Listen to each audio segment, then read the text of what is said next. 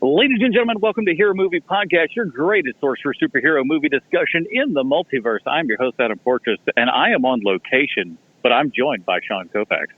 Hey, I'm not on location. And, of course, Bruce Leslie. I'm a prickly pear, and guys, you got to check out my finger collection. I wish I had a collection of good internet. That's why I sound like absolute garbage today. And while I'm standing outside on a cell phone trying to record a podcast, this is what we do for you people. We love you that much. Deep down inside, we love you. So thank you for that. And I do want to say thank you to everyone who's gone over and supported us over at patreon.com/HMP. It is because of you. We got a new one, actually. We've got a new Patreon supporter. Let me, I'm on the iPad standing outside, so forgive me if I'm not super fast on it. Curtis just jumped in at the $5 level on Patreon. So, Curtis, thank you for joining the HMP family. Sean, I did not tell you ahead of time, and I apologize, but we need to come up with an HMP nickname for Curtis. No problem. This one's an easy one. So, Curtis, with the powers invested in me by the good people who brought you the internet, I now pronounce you for anyone of that you should run across at HMP. Your HMP nickname is Dirty Curtis. Ooh. And like in his profile picture, he's like smoking a cigar and everything. So he seems like a kind of a BA kind of guy. Dirty So, Curtis. Dirty Curtis works great for me. Super. So if you want to be like Dirty Curtis or anyone else over in our stable of fine people, I think we've got about 45 people with Curtis supporting us over at patreon.com/HMP. And when we're talking about next week, we'll tell you why we need to get up to 50. That's my next goal, is 50 people supporting us over at patreon.com/HMP. If you'd like to, see what all the good stuff's about, man. Pre-show, post-show, Dinger Zone. I mean, not this week, mind you, but but let's get into it. Here is the trailer for Darkman 2. All right, that was the trailer for Darkman 2, Return of Durant. And, boy, people were really asking about Durant all the time. I know that I heard it on the playground in the mid-'90s, just like all the other kids did. Where's Durant? We need our Durant movie. And, they finally gave us one. But you know what I really want? I want a Bruce Leslie comic book connection. Go ahead and play that music for us there, Adam. It's time for Bruce's comic connection. That was pretty good. I was wondering how you guys would pull that off this week. But Sam, you mean expertly? Expertly, of course. Sam Raimi always wanted to direct a comic book movie.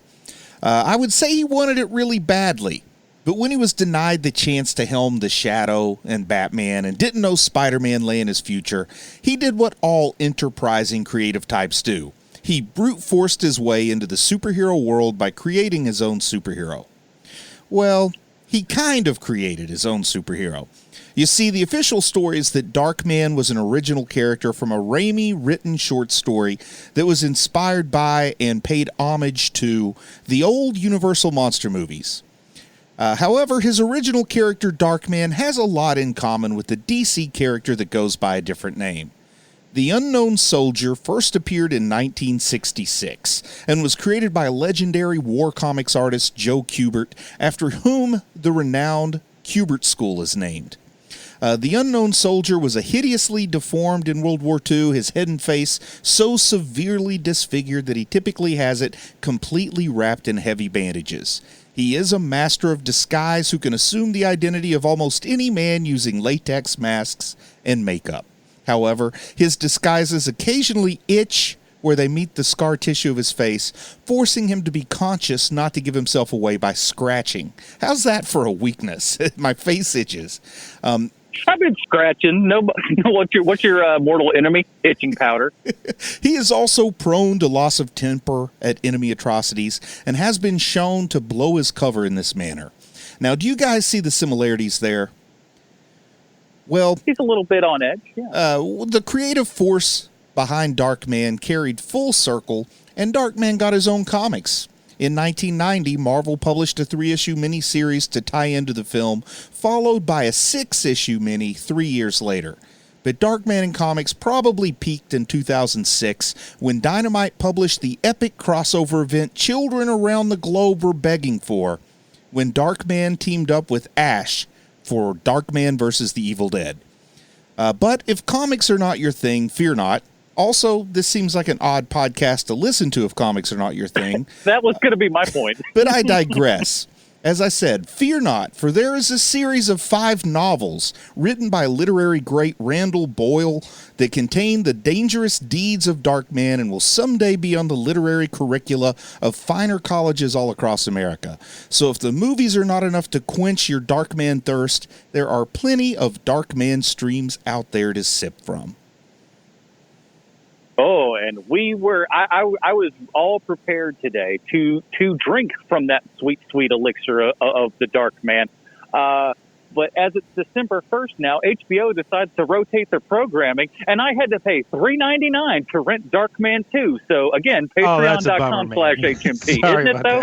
Worth every penny, though. I say worth every penny. You like this, I bet, Adam. This seems like something you'd have a little bit of fun. You know, you get some friends over, a few adult beverages. Oh, indeed. So hey, polishing off chestnuts when they're appropriate, my man. So we already reviewed the first Darkman movie. I can't remember what you guys thought about it. Do you remember your reaction? I don't remember. I don't know if I liked it or not. Let me see. I bet I can find what I rated it, though, if you guys can talk for a minute.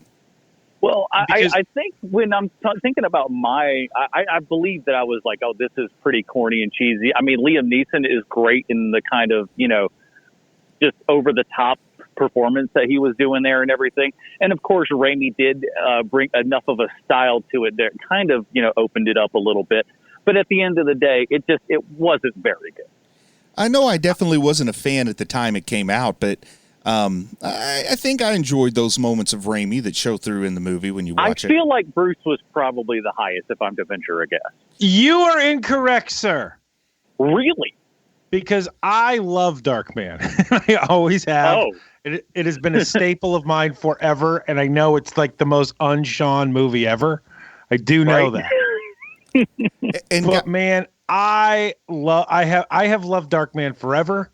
I have seen the first Darkman movie a million times because it was on constant rotation in high school for me, or actually college. It would have been college. So college, because you end up getting the videotape and you just run it in the background while you're studying or whatever. And so that's what I did. Then Darkman 2 comes out. They bless us with Darkman 2. And then Darkman 3 comes out, and we'll get to that hopefully one day. But I can't remember what I gave it on HMP, but I have loved Darkman forever. So when everyone is beating me about the face and chest because I can't stand the X-Men 90s cartoon, this is the thing where you go, oh, but you like Darkman, I see. So that's the trade-off, everyone. You can stop sending me emails and you can stop sending me like instant message on Twitter. Please, I get it. Angry tweet. I get it. Now here's the IMDb. You love your X-Men. I get it. Thank you. And I'd also like to thank the single nice person who said, I didn't like what you said, but it was funny the way that you said it. Thank you for doing that. I think the only way to make up for it is you have to change your Twitter handle to da-da-da-da-da-da-da. Yeah, for sure. I'm not sure how you spell it, but there's a lot of D's and A's, I'm sure. A lot of D's and A's. Now, guys, I got to confess something.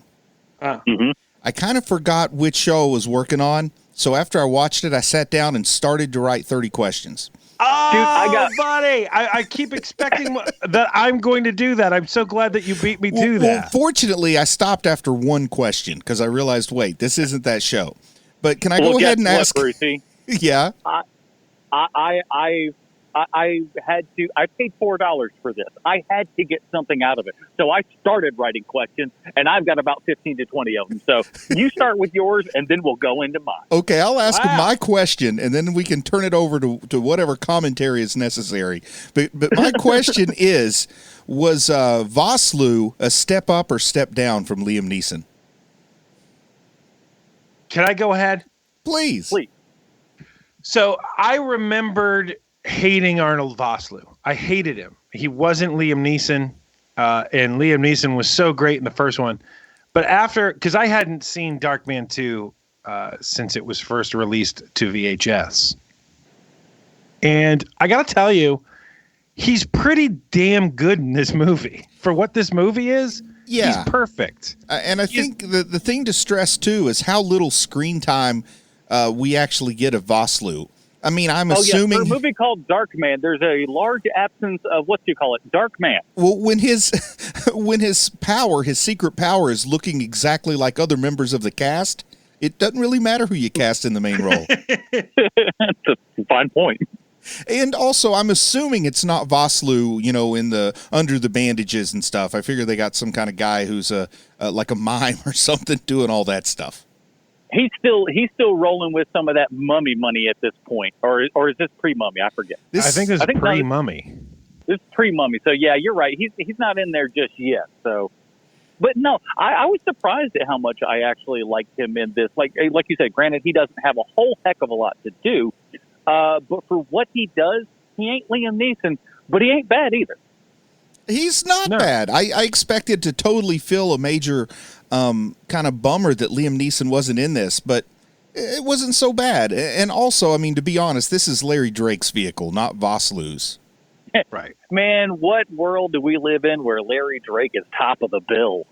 And I was also excited to find out when I was looking into Larry Drake a little bit that he, just like Tim Blake Nelson, hails from the town of Tulsa, Oklahoma. What? Is that right? Yeah, I wonder if they were pals back in the old days. Are you kidding me? He'd been 40 years old when Tim Blake Nelson was 10. Might have been his Boy Scout master or something. I was his babysitter. I mean, how come he doesn't have any Southern accent at all, yet Tim Blake Nelson can't get rid of his? Well, perhaps Larry Drake is the superior actor. Oh, maybe. Hey, I would never have thought about that. I don't know that I would have gone down that particular avenue, but hey. You know, in L.A. Law, I was really convinced he was a special needs person. I watching this, there is I don't want this to come off bad, but there is something and I don't know that I feel this way because I've been informed of role that he had. Yeah. Keep digging that hole, sir. I'll push you right in. Hey, don't worry, Sean. Finger on the mute button. I'm just saying. I'm watching this whole thing going I could see it. You know, he's got very full lips that draw the eye. I think that's probably his best trait. It's a trait. Are you into the lips or the eyes when it comes to Larry Drake, Sean? Oh, jeez. Sophie's choice. I'm gonna go with weird hairline, I think. That was a third bet. That was where I was going. Yep. And it's been a while since I've harped on this comic book movie that we've never covered, but Dr. Giggles does star one Larry Drake. Yeah, I know. I'm never going to see that movie. Oh, never say never. It's impossible to get. I'll work on it. I might be able to get Larry Drake and company to reenact it while I film it on my phone and send it to you. Oh, sir, you're going to have a hard time getting Larry Drake to recreate it. He's busy as the manager at Showmar. I've got my way. In heaven. I know a necromancer. All right, here's the IMDb plot line. Darkman and Durant return, and they hate each other as much as ever. Who wrote this IMDb? This time, Durant has plans to take over the city's drug trade by using high-tech weaponry. Darkman must step in and to try to stop Durant once and for all. This is directed by Bradford May. Anybody familiar with any of Bradford May's work? I looked him up. I've seen one movie he's directed for sure. It's all TV stuff, pretty much. But I gotta say, it's so as that much as I don't know who plot synopsis is wrong. No, it's because IMDb. They're correcting everything they say and do. Don't you hear I said that for years. No, I know that you have. Because when Durant wakes up, he immediately tells them, "We got to get out of the drugs. We got to get into the guns." Like, that's the whole thing. It's the whole plot line about how We are getting out of the drug business. We are getting back into the arms business. And I also like the idea, okay, where are we going to get these guns? We'll make them. Now, that is, like, why even be a criminal at that point? Just get a government contract, go legit, make way more money than the gangsters by making guns for the military. Yes. It's hilarious that these gangsters don't come up with that idea. That it's just like, we won't, like, it's not even like to blackmail the government into using the weapons that we provide or whatever. It's just like, no. Smith & Wesson has had their time, and now it's time for us. Now, is it okay with you guys if I jump around a little bit, or should we stay in a strict structure on this episode? Well, let me ask a question that's like towards the top of this thing. Okay. It's fairly a general question. So they reshot footage that they had already done with Liam Neeson, and they crowbar Arnold Vosloo into that role. Mm-hmm. But if the character is Darkman, why does it matter that you have Arnold Vosloo's face at the top of the show? Like the man, his quote superpower unquote is that he can change his face constantly. So why does it matter that you have to reshoot these scenes with Arnold Vosloo? It makes absolutely no sense to me. It might have to do with paying Liam Neeson. It may have made this movie a whole lot more expensive if they didn't reshoot that. Well, you probably got some sort of character rights or something. Yeah. Here's something, though. I think if this movie works for you, it's working on a level of camp that I think leaving Liam Neeson in a couple of shots just amps up the camp factor. Agreed. It's like in Plan 9 from Outer Space when the guy died and they just recast him with somebody who looks nothing like him. And he just covers his face. Bela Lugosi dies, and we call him the guy. Bela Lugosi. You know, though, and the person they recast looks nothing like Bela Lugosi, and covering up his mouth with his arm doesn't fool anybody. That was one of the best tricks in history. It's like, no one's going to care. Just do it. So I think back and forth, even in between, in the exact same scene, back and forth. Oh, it's so good. Right. And wasn't there a movie or something about Bob Dylan where they had a bunch of different people play Bob Dylan at different parts of the movie? Yeah, Kate Blanchett did the best part. I think with Darkman, this is a character that would kind of be fun if, you have 3 or 4 different guys playing Darkman throughout the movie. No, you can go a bunch of different ways with it. Just a bunch. Now, I've got a question that I think Adam, I don't know if this will really will flip the light bulb over your head or not, Sean. So I'm just going to throw this Adam's way. You know that Dr. Brinkman guy that was going to improve the synthetic skin, but he also happened to have, I guess, the only abandoned factory in this massive city? It's the only good one. How long did it take you before you were sure he wasn't the Blue Ranger? Dude, he does have a very, very much look like that guy. He would have been 12 when this program was out or something. But no, he does have that very much Blue Ranger kind of look. I forget the actor's name right off the top of my head. Sorry, Power Rangers people. And in all fairness, the Blue Ranger looked 30 when he was 17 anyway. This is true. So was I right that you didn't make that connection, Sean? You are correct. I would never. You could have asked me, "Hey, who do you think we think this guy looks like?" If you would have given me 350 chances to guess, I would not have guessed that. The Blue Ranger. That's the only correct answer.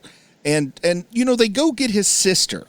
And for a minute, I thought that was his wife. Did you guys know immediately it was his sister? Was I just not paying attention? Until they had to specifically sort of mention it and everything, because I don't know, it's a really weird and awkward dynamic that they set up. It just feels like they didn't write it very well and didn't know quite what they wanted to do. But the lady that plays his sister was the adventuring partner of Xena on Xena the Warrior Princess. That's that is actually one of my questions, which is, do you think that, were you expecting Xena to pop out at any second, just beat the crap out of guys? Because I was. I wasn't expecting it, but, it would have fit in nicely. Another crossover comic, Dynamite. Do Xena meets the Blue Power Ranger meets Darkman. I'd pay for that comic. Not $3.99, but, like $1 bin. All right, so I'm going to go over a couple of my questions, and I'm going to see what you guys think, and maybe this can, beef up this episode. Because let's be frank, Darkman 2, not a lot going on. I got a whole lot of notes here, man. All right. My first question was this. What other errands would you like to see Darkman do? Because he's kind of walking, like the whole first part of this movie, he's going around, he's paying bills and doing whatever he's doing. It's kind of sad. I'd like to see him go buy more bandages and have to try to explain it away at the pharmacy what he's doing with all these bandages. Like every day he comes in and buys all the stock of bandages. When the doctor says clean your wound, he means it, okay? It's just it gets infected and this is what happens. So clean it up. But he kind of has a little bit of a Deadpool vibe with the mask that they use for his burnt face in this part 2 of Darkman. I think it would have been cool if he just said, you know what? I don't need the bandages. I'm proud of who I am. I'm me, okay? Yeah, like that is, interestingly, one of his big things is like he's really worried that the world will look upon his visage and throw up, right? What do you think, Well, Sean? it's the missing lips. He probably could have gotten away with it, but the missing lips, that's people aren't going to look past that. I've got an easy solution to that. Wax lips? Yes, the big. That's exactly what I was going to say, Sean. I know, Adam, Yeah, we all knew much. you were going to say wax lips. I love the big wax lips. As a kid, it was my favorite Halloween snack when I would get the big red wax lips. First of all, that's a bold-faced lie, and you know it. No one's favorite thing was wax lips, ever. It doesn't exist. Well, my favorite was the little wax soda bottles that had like a little bit of candy liquid in them, but the lips were a close second. Too. I love those. I can't find them anymore. Yeah, for good reason. The problem with the wax lips is at that point he ends up looking like a little bit too much like Larry, so they're like, we can't do that.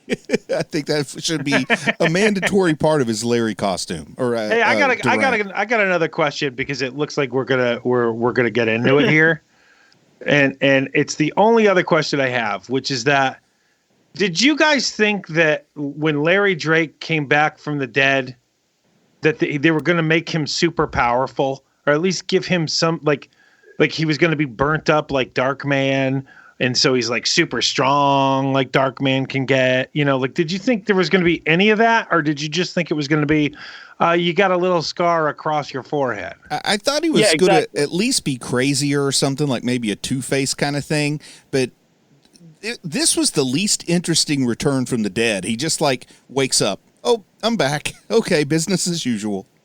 Yeah, we saw him hit an overpass inside of a helicopter and blow up, and they're just like, Harry Potter star ought to do it. Yeah, that was pretty ridiculous. Like, it would have been a really good twist if he suddenly was kind of Darkman-like also. Now he needed to go get a fake mask, and that's why he found Brinkman. Can you imagine how much cooler this movie would be, though, if he was basically like Solomon Grundy or something? Oh, it would have been way cooler. Yeah. But instead, we just, Larry Drake, he carries enough cool on his own. I can see where they didn't want to mess with that. You are literally the only person to ever think that Larry Drake was cool. Now, the next Larry Drake doing it for himself. now, the next thing I have here is not really a question so much as a statement. I'm curious if you guys agree. But I'd prefer not to be murdered in the first place. But if I had to be murdered, I think being thrown off a skyscraper in a golf cart would be the way to go, because you'd be remembered. Well, that's my question 6. When you started this movie, did you think for 1 second that someone would be killed by being launched off the roof of a skyscraper in a golf cart? It's like The Godfather. I sure as hell didn't. It's like The Godfather meets Caddyshack. I loved it. And I love the fake body just falling down and just smashing right into the ground. It doesn't even look like it was dropped from maybe 20 feet, but certainly not the top of a skyscraper. And also, tell me if I'm wrong here, but if you've embezzled $27 million from a crime lord, the moment he wakes up from that coma, you're like getting a private jet to the Caymans, right? You're not sticking around for the golf cart shenanigans. I loved his, I was going to tell you, honest and for true. What a load of crap. So good. Because I know life is expensive, but I think you could make do with it. Like, once you got the $27 million, you just quit while you're ahead. Let's see. Next up here, do you guys narrate your life out loud as Darkman does? I know I sure do. Well, the problem is that they got rid of his sidekick. And so he doesn't have anybody to talk to. So he's just talking out loud all the time. And it really would have made sense for Brinkman to be that new sidekick. I feel like they messed up by killing off Brinkman. Man, you guys really you're thirsty for Brinkman. What's not to love about this guy? I don't know what kind of scientist he is, but he's invented, for some reason, synthetic skin better than Darkman's. And he's only slightly better. It's not even permanent. He's just like, you know how you can go for like 90 minutes? This one can go for like 112. And he's like, oh my Lord, look at you were just like, you're Edward, you're Einstein over here, man. And in addition to making fake skin, he also invented a weaponized laser, and for some reason keeps a jar of preserved frogs on his desk. Like, is he also a 7th grade biology teacher? Hey, man, you got to make sure that formaldehyde does what it does. Because just out of nowhere, when they're torturing him, they're like cutting his flesh. They're going to cut his finger off. And it seems like the next escalation in torture is to grab a frog from a formaldehyde jar and shove it in his mouth, Baby Yoda style. I'd be for that. Yeah, that seemed a little excessive. I don't know. Was that in the script originally, or is that something they just came up with in the moment? Was that ad-libbed? I don't know. I blame whoever the set dresser was for putting those frogs there. Agreed. I can I can see cutting a guy's finger off and setting him on fire while he's still alive, but shoving a frog in his mouth. I mean, give the frog's already given its body up for science. Let it have some dignity. I'm more offended for the frog than Brinkman. The dignity of the frog. Now, if someone offers you $1 million in cash for your dilapidated warehouse that for some reason you, as a lowly scientist who we don't know what he does or how he makes his money or anything, how he can't even pay property taxes on this, I'm going to guess. Why is he not taking this $1 million? And if someone offers you that $1 million, do you know something's up? Yeah, that's like one of those offers you can't refuse, right? Well, you better not. Yeah, that's more of a like when the government comes in and says, "Hey, we're thinking about building a highway. Here's $500,000 for your house." You just take the $500,000 and you walk away right there because you're not unless you're one of those crotchety old ladies that just goes, "No, my family's lived here for the last 15 years." And you're like, 15 years? And that's when eminent domain tells you your house is worth $60,000. That's right, and that's why you take the first offer. You take it and you ask for it in small bills. Now, when Darkman comes over and he sees this new skin for the first time, he says something a little bit funny, and I got to ask you guys, what's silicone? Because that's how Arnold Vosloo pronounces silicone. It's like silly putty and silicone mixed together. Silicone is like when you get the fake chowder buckets that point different directions. That's the silicone. It feels like they were he would had to try to say silicone on set, and every time, and they were just like, listen, can we just do it some sort of weird phonetic way? Silicone, can you do that? All right, let's do it. Roll. If it was a Dutch word, he could have done it. Now, speaking of the set dressing in the warehouse there and everything, do you guys think he what's our little scientist name? I forget. Brinkman. It's not important. It's Brinkman. Yeah, or Blue Ranger. Do you think the Blue Ranger lit his cigarette on that Bunsen burner? Because I know I would if that was what I was doing. He didn't look he didn't look like a smoker to me. But we'll talk about everybody in this movie smokes. Literally everyone smokes in this movie. They do, but do they? We'll get to that question in a minute. So did you see this guy that was saying that we're going to do this? He had the laser cannon or whatever. That's essentially just the X-ray thing from the dentist office. Am I wrong? I guess. It's got a longer tube on it, I think, but yeah, it looks a lot like that. Not by much. Not by much. But I honestly think if he genuinely made that laser from scratch, so to speak, if that's not just like an existing set of plans that he simply put together, like if he invented that, that's probably worth more than the warehouse he's defending with it. Yeah. Yeah. But no, he's about the real science, Bruce. He's not about the money. He's about the real science. He's just aggravated that he didn't get around to dissecting those frogs before he died. Man, speaking of saying words weird. What word did I say there? Aggravated. Oh, how did I say it? You said aggravated. Isn't that how you say it? Aggravated. Aggravated. Oh, aggravated, right? Sure. Sure. He's over here pulling a Dave Chen on us. Yeah, he really is. I'm just going to pronounce words weird for no reason. Man, what do you think the overlap is between the audience that listens to Chen and us? I'm gonna guess there's a few, probably like 10 people. But the 10 people who get it love it. They're laughing their butts off. What show is he on? Slash Filmcast. Okay, yeah, I don't watch that. I don't listen to that, but I'll start. I don't even know her. It's audio. I've never heard of her.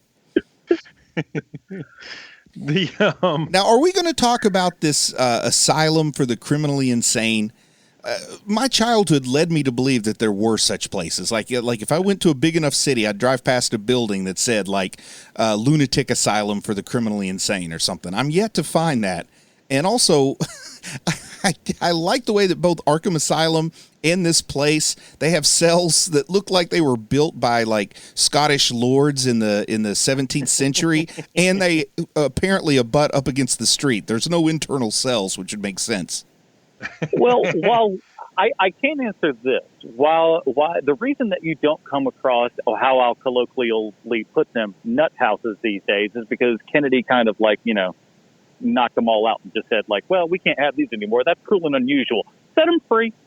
Just let them go. And that's why we have a lot of problems today, because we just let a lot of mentally ill people go instead of taking care of them and, really, truly helping them. Well, it's really all about you don't really see them. It's all about the name with me. I wish, just once I would drive past a lunatic asylum for the murderous and insane or something. Man, some people have weird goals in life, and that's first for you, everybody. I want to be able to visit a hospital where people wear face makeup on a regular basis. There's always lightning happening around the building. Yes. Beautiful day in the rest of town. It's Frankenstein's castle there. On the hill. Now, as far as I'm concerned, you guys, while watching this thing, I think the shield ripped off, burning that guy's face in the hot plate there. Unless somebody can show me where that's done earlier, I'm going to go ahead and assume that the shield stole from Darkman 2. Yeah, I think that tracks. I mean, yeah. Which is the more beloved property? Obviously, Darkman 2. Well, yeah. Darkman 2, 1995, the first season of The Shield, 2002. Coincidence? I think not. Both starring Larry Drake. Did you just pull that out of thin air, or did you look that up? I did look it up. But, I mean, I thought it while I was watching. I'm like, well, The Shield came out at this time. Because, I don't know, that was, that first season of The Shield where the guy gets his face burned on the, the element of a stove. I was like, whoa, that is hardcore. And so when I saw it in this, I was just like, hey, man, let's look at these years. That's The Shield. The Darkman predates The Shield. There you go. Inspiration can come from anywhere. Now, indeed. I want to go back to this mad scientist that they break out. Okay, yeah. First off, how do you make the wall explode and know you're not going to kill the guy in the cell? Because they just make the wall explode like Batman 66 style. People run in and grab him and they're out of there. Well, you go. There's a lot of not attention for safety in this whole entire movie. This is a whole lot more Batman 66 than Batman 89, this movie. You know what? Point made. And also, I think, oh, man, I hope I'm never locked up for any reason. But if I am, I want them to give me a piece of chalk so I can just put, equations all over the wall. I mean, it'll be pure gibberish, just random symbols and letters and stuff. But nobody will know. They'll all just assume I'm some kind of mathematical Goodwill Hunting kind of guy. He's a genius. Trust me. I am all aboard that scam. That sounds perfect. I'm all about that. You need to let me out to present my findings. Let's see. Now, I saw. Well, hold on a second, because I want to talk about the guy who plays the mad scientist. Because that guy is a character actor. He's been around forever. His name is Lawrence Dane. And Lawrence Dane, his biggest his biggest like what he's known for is probably something like Scanners. Oh, that's a good movie. Yeah. But like he basically has been working for 40 years, like straight. Like he's in Bride of Chucky, Scanners, like I said. He's in something called Undercover Grandpa. Okay. Undercover Grandpa. So basically what you're seeing from this guy is you're seeing a career of someone who just does the job well. And when you look at this guy as the mad scientist, he isn't typically what I would envision as a mad scientist. I look at him more as like a Rick than anything else. He should be skinnier. Yeah. Yeah. But once he starts talking and moving around and stuff and acting, it's like, oh, okay, yeah, that guy's a mad scientist. You know what I mean? Oh no, you're crazy. I can't vouch for the scientist part, but he's definitely mad. And he's Canadian, and so like the best thing that ever happened to this guy was when a bunch of production went to Canada. Because like this guy went from he's probably a stage actor first. I don't know, but geez, man, he's been working since the 60s. I'm looking at his IMDb now. He's been working since the 60s and just keeps working and has been working forever. Like he's on Mannix. He's on the FBI. He's on like all of this like crazy old stuff. He works all the way through the 80s, the 90s. He's still working. Man. I mean, his last credit is Undercover Grandpa, and that was in 2017. Like, that's insane. Oh, I'm going to have to put that in my queue.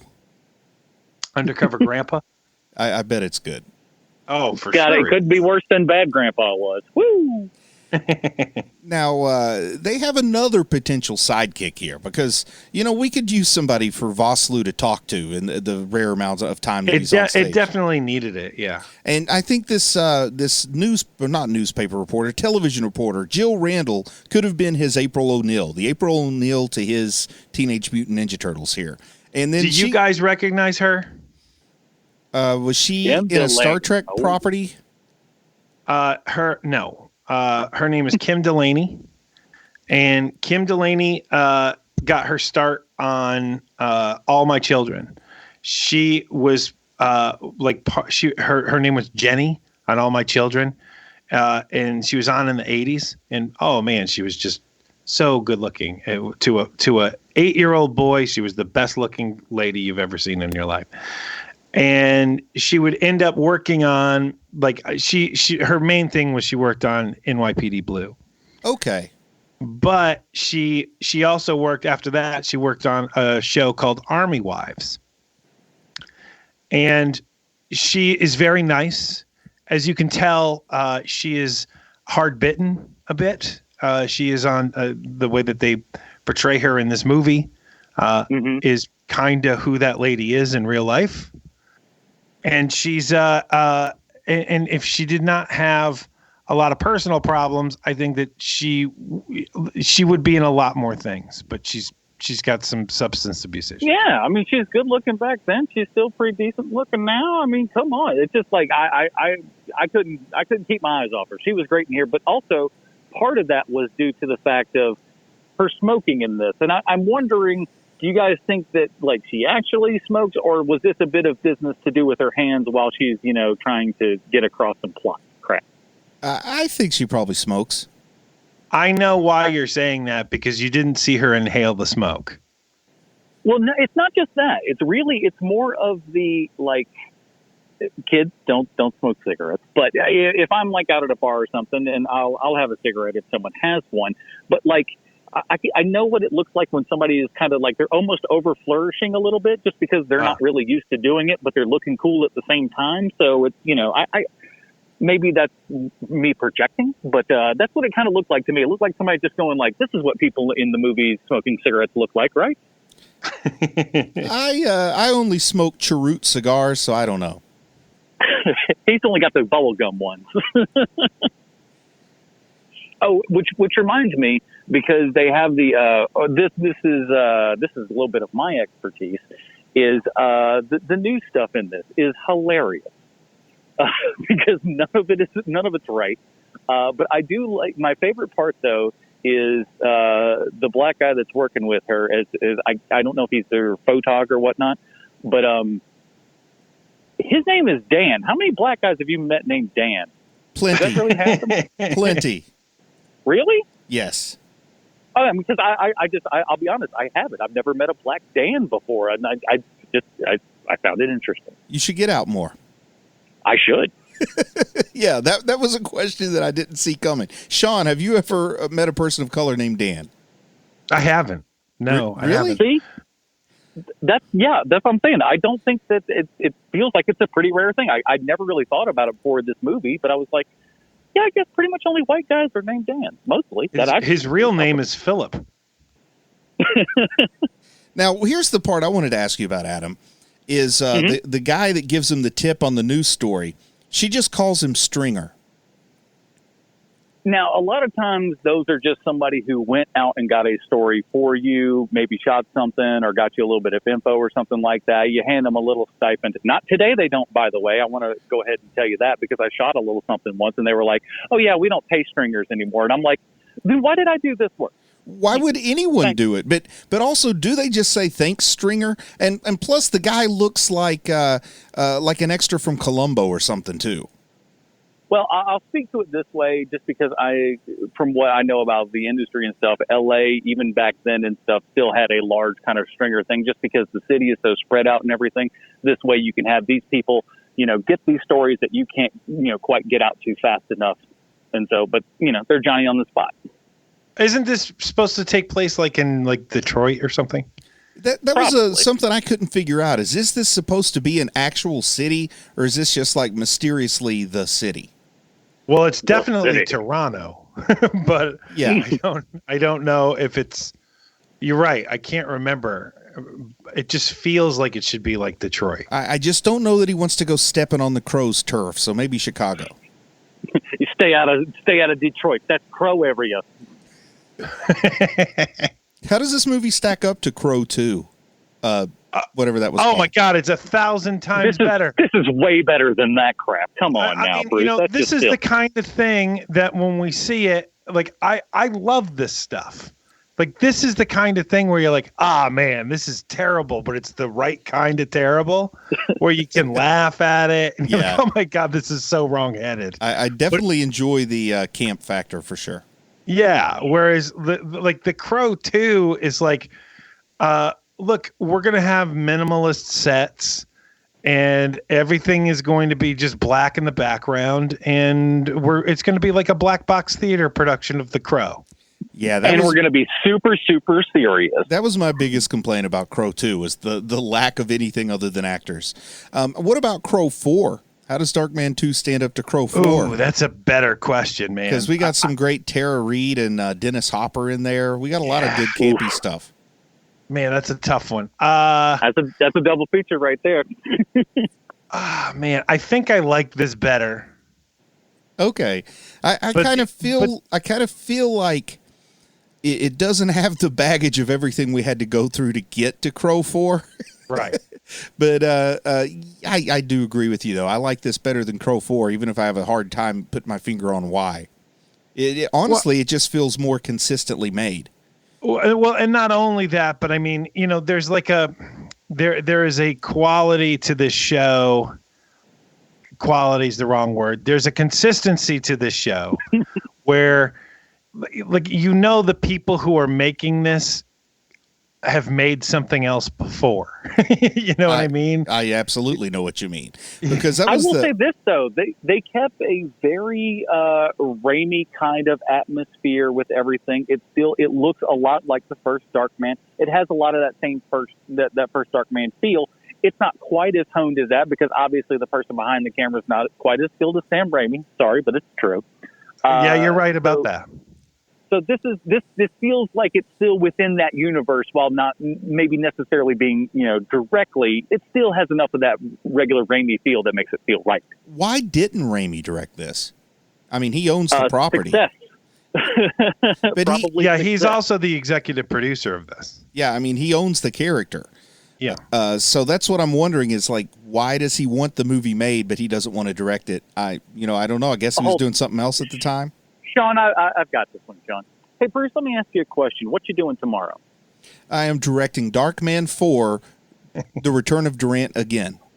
Would you rather sit at home and get paid for making Darkman 4, or would you rather go and make it? You know the answer to that. You know that I want to be in my puffy director's pants on set with a megaphone, yelling at people, get rid of those sideburns. Get rid of those sideburns. Perfect.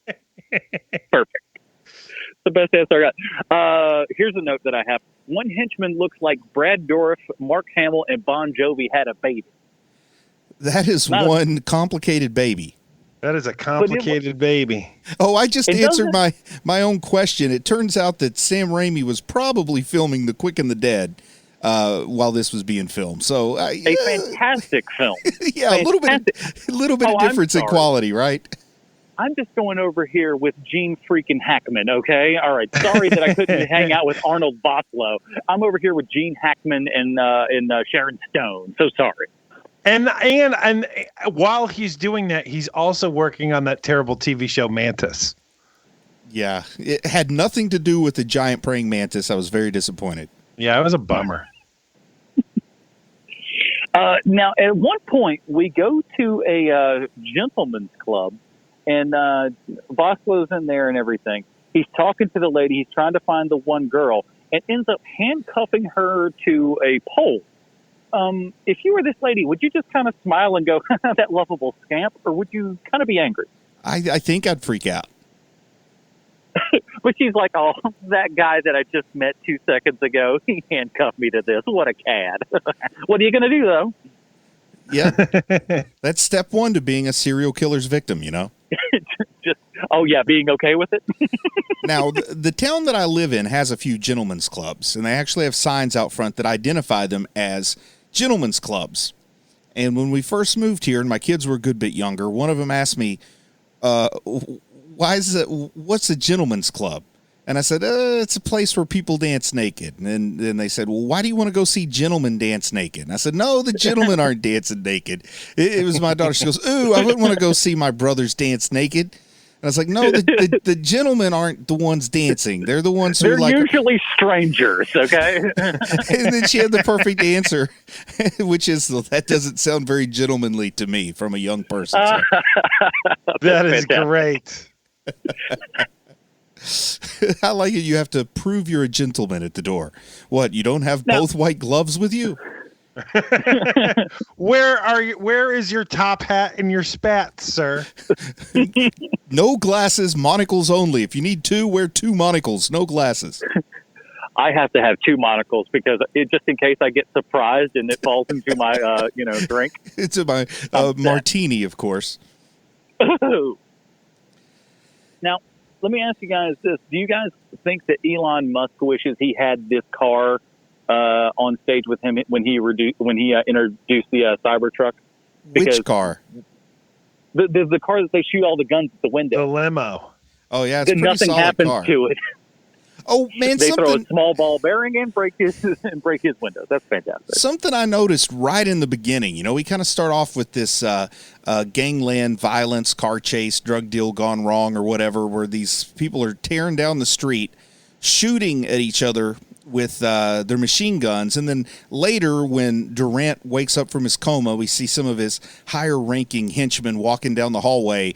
And I'm noticing that I think the sound design, the sound engineers might be the worst part of this movie because, like, with the gunshots, they seriously sound like anything like it's a Western. No, they don't even sound like a Western. It's almost like if you were playing Roblox and they had a gun in it, that's what it would sound like. I mean, it's bad. It does sound like a low-res weird file that somebody was just like, yeah, that's what a gunshot sounds like. Jeannie, have you ever shot a gun? Well, no. And I understand movies need a lot of ADR sometimes, but I'm telling you, the three guys walking down the hallway, the camera's on their face, words are also coming out of my speaker and no lips are moving.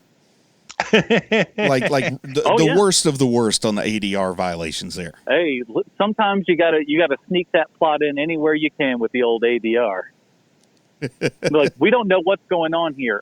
Throw a couple words while we got some wide shots in there, or somebody's driving in a car, and then you hear, what we're going to do is this, that, and the other. That's what happens. They just get in there and they just kind of, we need to patch some holes, and that's the best way to do it. But in defense of the visuals, after the first 15 to 20 minutes, I totally quit paying attention to the poor sound design. Yeah, you just go, what is this I'm watching? Why all of it? Let me ask you guys this, because this is the question I had while watching this. Is this how it works? You just rip off one mask and there's another mask underneath it? Because that's exactly what happened here. He's dressed up as like the henchman, trying to foil the group and everything. They pull it off and Vako's face is underneath. That doesn't. There's no way it works like that, right? I think it does. That's a bunch of crap. I think I've seen at least one episode of Scooby-Doo where that happened. Maybe they've got a double mask feature on that thing. Yeah, you just keep pulling. You keep pulling till you get bone. That's when you know all the masks are off. It's a magic trick. You just keep going through like, oh, look, this doesn't stop. And at the root of this, the movies are fun, but at the root of it, one of the lamest superpowers imaginable is that you can wear a mask for 99 minutes. Well, don't forget, he also, when he gets mad enough, when you call him a freak, that seems to be the thing that sets him off. It's like calling Marty McFly a chicken. Well, that's only in part 2. You know what I mean? Like the Marty McFly thing was entered way too late in the trilogy for my taste. But for Darkman, all you got to do is call him a freak, and he flips out and he gets super strong because he's so mad. And I think that leads me to number 22 here. He didn't have to summon quote unquote Darkman powers to get out of those handcuffs. He did that alone with the power of love. I think that was inside of him all along. Well, and that's how Darkman ends. That is the fifth element. I've seen at least 2 movies that have told me that. Got to have that love in there, boy. And okay, my final question before we get into it, though, is can you guys believe that after this movie, they still were like, yeah, let's do one more Darkman movie? And a TV pilot. A TV show. Oh, man.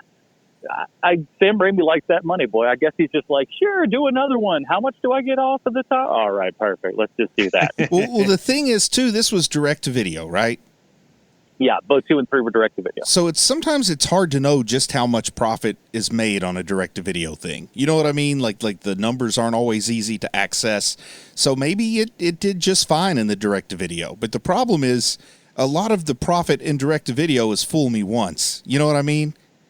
Like the part 2 direct-to-video, a lot of people who like part 1 are going to rent that movie. But the fool me twice gets harder when you put out the part 3 direct-to-video. Yeah, once you start getting Robert Patrick in your sequel, you might as well just shut it down. Well, and also, did you just want to leave him hanging on 2, Bruce? I mean, what? You got to finish out the story. You make the 3rd one. Now, I haven't seen Darkman Die yet, but what I'm imagining, we see Durant blow up in a car at the end of this movie. I'm imagining that Darkman Die is just Durant waking up from yet another coma with no more scars. He takes a couple of aspirin. He pulls like some tape off of his chin. It's like, let's go kill that Darkman. This again? Ugh. Well, you know what he would be asking himself if he woke up in Darkman 3 is how in the wide, wide world of sports does Darkman 2, The Return of Durant, connect one-to-one with Sylvester Stallone? Why, thank you, old-time radio Adam. I have a prepared statement. Did you know there was a Prom Night 4? How about Death Wish 5 or Iron Eagle 4? Sitting behind the camera during all of these movies is none other than Giles Corbeil, camera operator, steady cam operator, and smooth operator. Giles also worked as a camera operator on Darkman 2, The Return of Durant.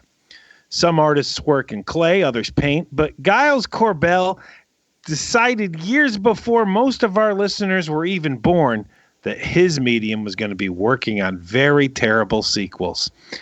As the years went on, he would end up working on a few movies that weren't sequels, movies like Exit Wounds, starring 2 actors who seemed to be having a contest on who could be the worst actor, DMX or Steven Seagal. And good news, Steven Seagal wins. And if you were ever wondering what Steven Seagal sounds like when for some reason he decides to sound like an old black lady, then this is the movie for you. Madonna gets hell for pretending she was British 20 years ago, and she should. She's from Detroit. But no one really wants to talk about that period of time that Steven Seagal sounded like an old black lady. I mean, I get the black thing because African-American people have a really great way of speaking, but why a lady? Did he just know that he was never going to hit the octave needed to be a man? I mean, look, I get that there's a whole lot of things that Steven Seagal can be picked on for. The fact that he totally lied when he told people he'd studied with Asian martial arts masters. The fact that he wanted to produce a biopic of Jimi Hendrix and he wanted to play the part of Jimi Hendrix. Or the time he got his ass kicked by a stunt coordinator that he himself had challenged and promised that he wouldn't get fired from the production. Then when he got his ass kicked, had that stunt coordinator fired from the production. Probably. But to me, the biggest sin of all is that for a good 15 years, Steven Seagal spoke like an old black lady, and no one ever called him out on it. Giles Corbeil was also a camera operator on Rambo, which to me sounds like it came out fairly recent. Seems like it came out fairly recently, but it actually came out in 2008. That's amazing to me. Also starring in Rambo is a man that programmed his Alexa to say whenever he asks the question, Alexa, who's Sylvester Stallone? Alexa replies back, you're frickin' Sylvester Stallone. Sylvester Stallone. And there you have it, HM Peeps. This week's Stallone connection is camera operator Giles Corbeil. You're welcome. I'm Sweet Chongy Kovacs. You're welcome. All right. Well, now it is our time to get down to some business here. Here at Hero Movie Podcast, we have our own patented Robin rating system. If you'd like to check that out, head on over to Facebook.com/Hero Movie Podcast. Right at the top of the screen, Bruce, where does Darkman 2, The Return of Durant, fall on the HMP Robin rating system for you, sir? I like it. I like the campiness. It's actually kind of fun to watch. Now, it's not something I would want to throw down more than once a year or anything, but it was actually surprisingly fun to watch. So I'm going to give it a Damian Wayne, like smack dab middle Damian Wayne. I'm going to go next because I agree, Bruce. I think this is a Damian Wayne. It's right in the middle. If you like Darkman and you dug what that was doing, this one, it's not bad. You could do a lot worse. And it's an hour and a half, but it does feel like it's rather long. That's why I had to start writing questions, because I was just like, I'm not going to make it through this if I don't, have a little something to kind of, pay attention to here and everything. But more or less, like, Voslow's not bad. It's still kind of shot in a Raimi-esque sort of way. Not perfect, but honestly, not that bad. Damian Wayne. Sean? Yeah, I'm going Damian Wayne also. I enjoyed watching this. I mean, it didn't keep my attention the entire time, but, not too many things do. And I still liked it. I liked it a lot. Like you said, I think Vosloo is pretty good in this. And, it would make sense that he would get a bigger paying job being the Mummy for a couple of years. So There you have it. I got it's 3 Damian Waynes all around. Surprising, really. I mean, honestly, because I thought this was going to be absolutely, just horrid, because, you figured Darkman 2, direct to video, Larry Durant is your star. I'm not seeing a lot of things going like, ooh, bound to be a hit, but it's good for what it is. So check it out, everybody. I would say check it out on HBO, but it's December 1st and they decided to, screw me over here and make me pay for it. So if you would like to help pay for the times when we have to rent these stupid things, and of course the other fun stuff that goes along with it, head on over to patreon.com/HMP today and, join up. We'd really appreciate that and help keep the show going. Like I said, we're going to go to 50. We have 45 people supporting the show right now. I'd like to go to 50, and then maybe we can do some sort of dark movie. Not Darkman, mind you, but some sort of other dark movie. So I'll tease it like that. So let's see if we can get to 50, everybody. Patreon.com/HMP. In the meantime, Bruce, where might we find more of your work on the internet? check out the Redford Administration. The Redford Administration is a great Watchmen podcast where we ask 30 questions about every episode of Watchmen, which, by the way, is an incredibly good show. If you're not watching Watchmen, forget about the podcast. You should be watching Watchmen, which is still on HBO, unlike Darkman 2. It's true. Sean? We have another podcast besides that one called The Mandalorian 30 Questions. And I enjoy my time on that show, and I hope that the other two gentlemen do as well. And each week, we ask 30 questions to the newest episode of The Mandalorian. Check it out. It's on podcatchers everywhere. Every single place, man. And, we're high up in those rankings because of you guys, so we really appreciate that. Next week, we're going to be talking Dark Knight Rises. That's right, Rises, because we haven't done that one yet as an email that we talked about a couple of weeks ago. So we put it on the schedule, man. So next week, we're talking Dark Knight Rises. Until then, that is it, everybody. Join us next week for Dark Knight Rises. For Sweet Sean's and Kovacs from the internet, we got Bruce Leslie. I'm Adam Portrais, standing outside in 47-degree weather because my internet stinks. And reminding you guys, stay super. Bye, Marty and Evie.